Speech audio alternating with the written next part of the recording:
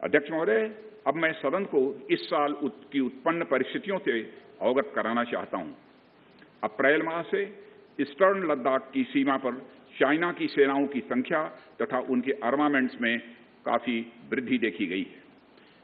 मई महीने के प्रारंभ में चाइना ने गलवान घाटी क्षेत्र में हमारी ट्रूप्स के नॉर्मल ट्रेडिशनल पेट्रोलिंग पैटर्न में व्यवधान शुरू किया, जिसके कारण फेस ऑफ की स्थिति उत्पन्न हुई। ग्राउंड कमांडर्स द्वारा इस समस्या को सुलझाने के लिए विभिन्न समझौतों तथा प्रोटोकॉल के तहत वार्ता की जा रही थी। इसी बीच मई महीने के मध्य में चाइना द्वारा वेस्टर्न सेक्टर में कई स्थानों पर एलएसी पर ट्रांसग्रेशन करने की कोशिश की गई। इसमें कोंगकाला, गोगरा एंड पेंगोंग लेक का नॉर्थ बैंक शामिल है। इन कोशिशों को हमारी सेनाओं ने समय पर देख लिया तथा उसके लिए आवश्यक जवाबी कार्रवाई भी की है। अध्यक्ष महोदय, हमने चाइना को डिप्लोमेटिक तथा मिलिट्री चैनल्स के माध्यम से यह अवगत करा दिया कि इस प्रकार की गतिविधियां स्टेटस को यूनिलेटरली बदलने का प्रयास है और यह भी साफ कर दिया गया कि ये प्रयास हमें किसी भी सूरत में मंजूर नहीं है। अध्यक्ष महोदय, एलएसी के ऊपर फ्रिक्शन बढ़ता हुआ देखकर दोनों तरफ के सैन्य कमांडरों ने 6 जून 2020 को मीटिंग की तथा इस बात पर सहमत बनी कि रेसिप्रोकल एक्शंस के द्वारा डिसएंगेजमेंट किया जाए। दोनों पक्ष इस बात पर भी सहमत हुए कि एलएसी को माना जाएगा तथा कोई ऐसी कार्रवाई नहीं की जाएगी जिससे स्टेटस को बदले। किंतु इस सहमति के वायलेशन में चीन द्वारा एक वायलेंट फेस ऑफ की स्थिति 15 जून को गलवान में क्रिएट की गई। हमारे बहादुर सिपाहियों ने, हमारे बहादुर सेना के जवानों ने अपनी जान का बलिदान दिया और साथ ही चीनी पक्ष को भी भारी क्षति पहुंचाई है। अध्यक्ष महोदय, और अपनी सीमा की सुरक्षा में वह कामयाब रहे। इस पूरी अवधि के दौरान हमारे बहादुर जवानों ने जहां संयम की जरूरत थी वहां संयम रखा तथा जहां शौर्य की जरूरत थी वहां शौर्य प्रदर्शित किया है। अध्यक्ष महोदय, मैं सदन से अध्यक्ष महोदय यह अनुरोध करता हूं कि हमारे दिलेर जवानों की वीरता एवं उनके बहादुरी की भूरी भूरी प्रशंसा की जानी चाहिए। हमारे बहादुर जवान अत्यंत मुश्किल परिस्थितियों में अपने अथक प्रयास से समस्त देशवासियों को सुरक्षित रख रहे हैं। एक ओर किसी को भी हमारे सीमा की सुरक्षा के प्रति हमारे डिटर्मिनेशन के बारे में संदेह नहीं होना चाहिए।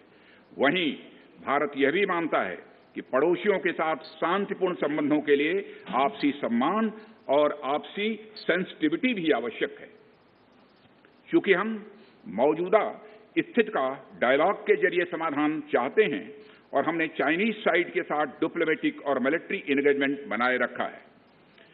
इन डिस्कशंस में 3 की प्रिंसिपल्स हमारी अप्रोच को तय करते हैं। फर्स्ट, दोनों पक्षों को एलएसी का सम्मान और कड़ाई से पालन करना चाहिए। सेकंड, किसी भी पक्ष को अपनी तरफ से यथास्थिति का उल्लंघन करने का प्रयास नहीं करना चाहिए। और थर्ड, दोनों पक्षों के बीच सभी समझौतों और अंडरस्टैंडिंग्स का पूर्णतया पालन होना चाहिए। चाइनीज साइड की यह पोजीशन है कि स्थिति को एक जिम्मेदार ढंग से हैंडल किया जाना चाहिए और द्विपक्षीय समझौतों एवं प्रोटोकॉल के अनुसार शांति एवं सद्भाव सुनिश्चित किया जाना चाहिए। वह भी यही कहते हैं। जबकि ये डिस्कशन चल ही रहे थे, चीन की तरफ से 29 और 30 अगस्त की रात को प्रोवोकेटिव सैनिक कार्रवाई की गई, जो पेंगोंग लेक के साउथ बैंक एरिया में स्टेटस को बदलने का प्रयास था।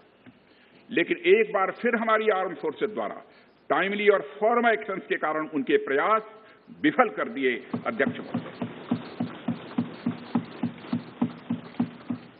महोदय, जैसा कि उपर्युक्त घटनाक्रम से यह स्पष्ट है, चीन की कार्रवाई से हमारे विभिन्न द्विपक्षीय समझौतों के प्रति उसका डिसरिगार्ड पूरी तरह से दिखता है।